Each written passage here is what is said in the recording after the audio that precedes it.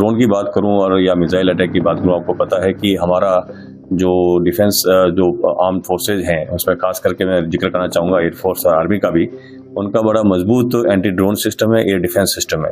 हमारा जो कार्य है, क्योंकि हम सीमाओं की रखवाली करते हैं, तो वहाँ पर हमारी कैपेबिलिटी में जो भी इस प्रकार के ड्रोन कार्रवाई होती है, तो हमारे रिसोर्सेज है, उस रिसोर्सेज का हम यूज तो करते ही करते हैं, साथ ही हमारा जो सर्विलेंस ग्रिड है उसको हम बाकी फोर्सेज के साथ भी इसको इंटीग्रेट करते हैं। और इवन 6-7 की रात के जो हमारा एक्शन था, उसके बाद भी इंडिया का स्पष्ट संदेश था कि वो नॉन एस्केलेटरी है, लेकिन काउंटर पार्ट की तरफ से कब ये बढ़ावा दे दें उसका कोई भरोसा नहीं था। तो उसके लिए जो भी कार्रवाई है, जो भी बंदोबस्ती कार्रवाई है, तैयारी है, उसके लिए हम और सारे हमारे आर्म्ड फोर्सेज है सभी तैयार थे। तो जो प्रशासन ने तैयारियां की है, जिस प्रकार के मॉक ड्रिल है, जो भी कार्रवाई होती है, वो सारा होगा।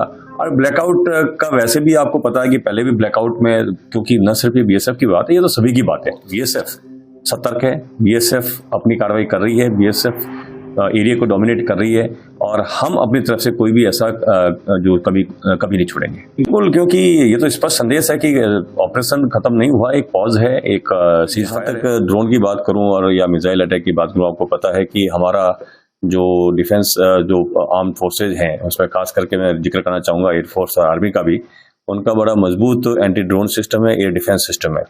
तो वो सिस्टम बिल्कुल हरकत में रहता है। जब भी ऐसे कोई अंदेशा होता है, वो तुरंत कार्रवाई के लिए तैयार हो जाते हैं।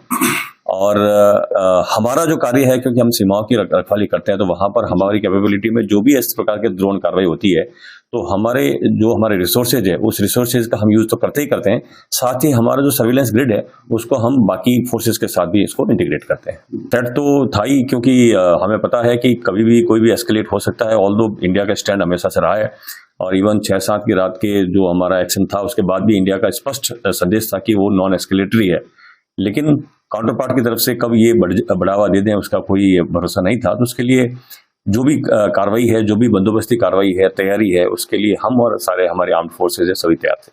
हम, जैसा मैंने बताया कि हम बड़े क्लोज कोऑर्डिनेशन में काम करते हैं। तो जो प्रशासन ने तैयारियां की है, जिस प्रकार के मॉक ड्रिल है, जो भी कार्रवाई होती है, वो सारा होगा।